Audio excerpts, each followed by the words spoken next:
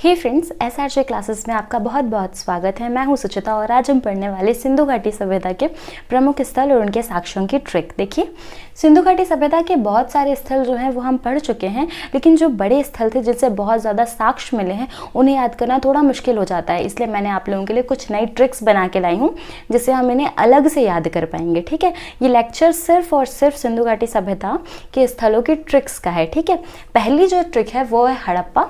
हड़प्पा में क्या करते हैं, हम हमारी वही टाइम मशीन को लेके चलते हैं हड़प्पा और वहाँ देखते हैं हम कि एक श्रमिक है, मतलब श्रमिक को हम केंद्र में रख के हड़प्पा की बाकी सारी चीज़ों को याद करेंगे। ठीक है, सबसे पहले हम देखते हैं कि वो श्रमिक है और श्रमिकों के रहने के लिए जो घर बनाए गए उन्हें श्रमिक आवास कहा गया। ठीक है, तो हड़प्पा में सबसे पहले क्या मिल गया, श्रमिक आवास मिल गया।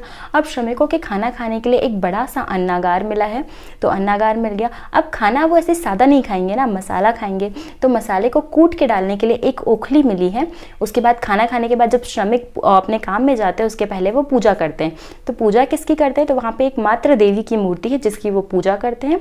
इसके बाद हमने देखा कि जब कोई श्रमिक, जब किसी की मृत्यु हो जाती है तो उसे ताबूत में भरकर दफनाया जाता है। तो ताबूत के साक्ष्य भी हड़प्पा से प्राप्त हुए और दफनाया कहाँ जाता है, तो वहाँ पे एक कब्रिस्तान है जिसका नाम है RH37। देखिए, ये वर्तमान लिपि नहीं है, ये संयोगवश है कि वो RH37 आज की वर्तमान लिपि RS37 से मैच करता है। ठीक है, उसके बाद हम देखते हैं कि दूसरा जो हमारा स्थल है वो है मोहनजोदड़ो।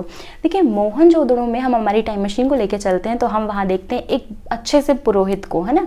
तो पुरोहितों के रहने के लिए पुरोहित आवास होते हैं और पुरोहित आवास के साथ साथ में देखिए, अब पंडित जी जो हैं वो, पुरोहित जी जो हैं वो एक बड़े से आवास में रहते हैं जिसे पुरोहित आवास कहा गया। उनके नहाने के लिए एक बड़ा सा स्नानागार और साथ ही साथ में उन सभी पंडितों के खाना खाने के लिए एक बड़ा सा अन्नागार है ना। नहाने और खाना खाने के बाद पंडित जी क्या करते हैं, सूती वस्त्र धारण करते हैं, अर्थात कपास के या सूती वस्त्र के साक्ष्य मोहनजोदड़ो से। उसके बाद चौड़े होकर बढ़िया सड़क पर चलते हैं, तो चौड़ी सड़कों के साक्ष्य भी मोहनजोदड़ो से। और चलकर कहाँ जाते हैं, तो सभागृह जाते हैं, सभागृह के साक्ष्य मोहनजोदड़ो से। और सभागृह जाकर क्या करते हैं, पशुपति, भगवान पशुपति की पूजा करते हैं। तो भगवान पशुपति की मूर्ति कहाँ से प्राप्त हुई है, तो मोहनजोदड़ो से प्राप्त हुई है। और इसी पशुपति की मूर्ति को भी कहीं कहीं दाढ़ी वाले पुरोहित की मूर्ति कहा गया है। ठीक है, और इसके बाद एक कान से नर्तकी की मूर्ति कहाँ से प्राप्त हुई, तो वो भी मोहनजोदड़ो से ही प्राप्त हुई है। ठीक, तीसरे स्थल में हम आते हैं कालीबंगा। देखिए, कालीबंगा की ट्रिक है हमारी काली बीवी।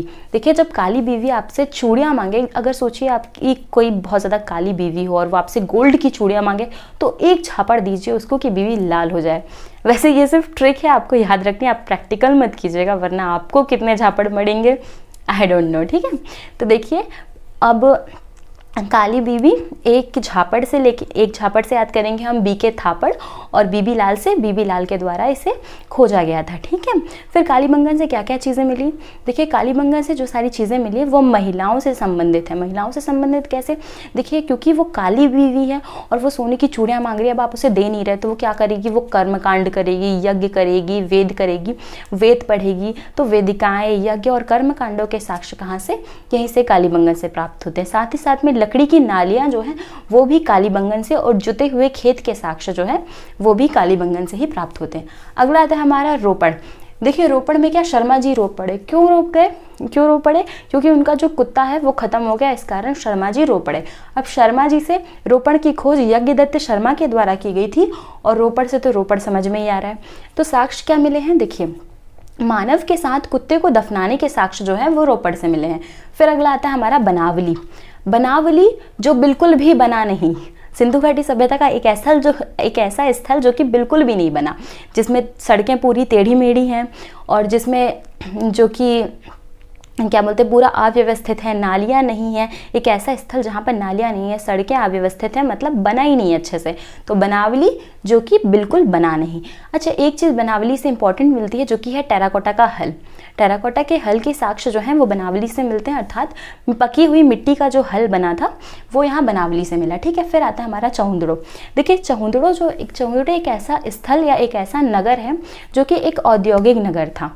ठीक, अब औद्योगिक नगर था, यहाँ से लड़कियों के मेकअप के बहुत ज़्यादा साक्ष्य मिले हैं। तो ये ट्रिक कैसे याद रखनी है आपको एक लड़की सोचनी है अपने दिमाग में जो कि मेकअप करके बैठी हुई है, लाइक लिपस्टिक, पाउडर, कंघी, स्याही, ये सारी चीज़ें उसने उपयोग की हुई है और वो बैठी हुई है और वो एक सुंदर से मटके में डिज़ाइन बना रही है। तो अलंकृत मटका कहाँ से मिला है? चहुंदड़ों से। काजल, लिपस्टिक, कंघी, स्याही के साक्ष्य कहाँ से? चहुंदड़ों से। इसके साथ में वो मनके को उठाती है और ले जाके बेच देती है। तो बेचने के बाद उसे एक मुद्रा मिलती है और उस मुद्रा में 3 घड़ियाल और 2 मछलियों का अंकन है। मतलब 3 घड़ियाल और 2 मछलियों के अंकन वाली मुद्रा कहाँ से? तो चहुंदड़ों से प्राप्त हुई। ठीक है। एक और चीज़ याद रखनी है कि वो जो लड़की है अब अपने घर को लीप रही है, और जब घर को वो लीप देती है तो उसके बाद एक बिल्ली भाग के जाती है और उसके पीछे एक कुत्ता भाग के जाता है। तो बिल्ली के पैरों का पीछा करते हुए कुत्ते के साक्ष्य जो है वो भी चहुंदड़ों से प्राप्त होते हैं। ठीक है। फिर अगला आता है हमारा लोथल। देखिए लोथल की जो ट्रिक है वो है गुजराती प्रेम। गुजराती प्रेम कैसे याद रखना है? देखिए लोथल जो है सिंधु घाटी सभ्यता का एक बहुत बड़ा बंदरगाह था। ठीक है। और एक व्यापारिक नगर था।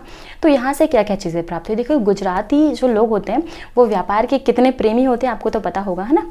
तो लोथल से क्या व्यापार के प्रमाण मिलते हैं। और व्यापार कहाँ होता है? तो भारत से बाहर फारस में या ईरान में यहाँ से व्यापार होता था, है ना।